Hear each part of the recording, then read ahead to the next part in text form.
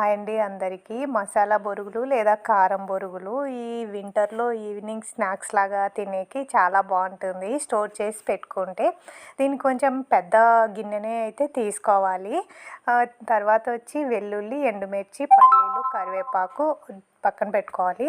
First వెల్లుల్లి, ఎండుమిర్చి కొంచెం ఉప్పు వేసి కచ్చాపచ్చగా దంచి పెట్టుకోవాలి. లేదు మీరు వెల్లుల్లి మాత్రమే దంచుకొని ఈ ఎండుమిర్చి అనేది గిల్లి వేసుకోవచ్చు. మా ఇంట్లో అయితే ఆ ఎండుమిర్చి అనేది పక్కన వేస్తారు, అందుకే నేను అట్లా మిక్సీకి వేసుకుంటాను.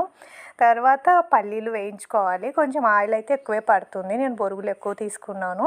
ఇది సిమ్లో మాత్రమే పల్లీలు వేయించుకోండి, ఎక్కువ పెట్టినప్పుడు మాడిపోతాయి, లోపల ఏగవు. తర్వాత వచ్చేసి వెల్లుల్లి, ఎండుమిర్చి, ఉప్పు పేస్ట్ చేసి పెట్టుకుంటాం కదా కచ్చాపచ్చగా, అది వేసి వేయించి తర్వాత కరివేపాకు వేసుకోవాలి. పసుపు వచ్చేసి లాస్ట్లో వేసుకుంటాను, లేదంటే అది కలర్ రావు బొరుగులు అనేది. ఫస్ట్ వేస్తే నల్లగా అయిపోతుంది పసుపు అనేది. తర్వాత ఇప్పుడేనండి ఇది కరెక్ట్ అయినది వేయించుకోవాలి.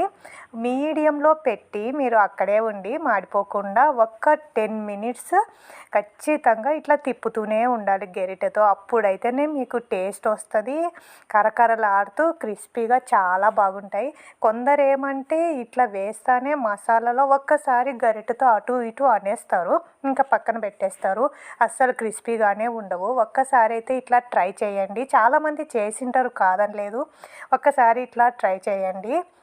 లాస్ట్లో మిక్చర్ వేసుకుంటే చాలా బాగుంటుంది. నా వీడియోలు అయితే మీకు నచ్చితే ప్లీజ్ సబ్స్క్రైబ్.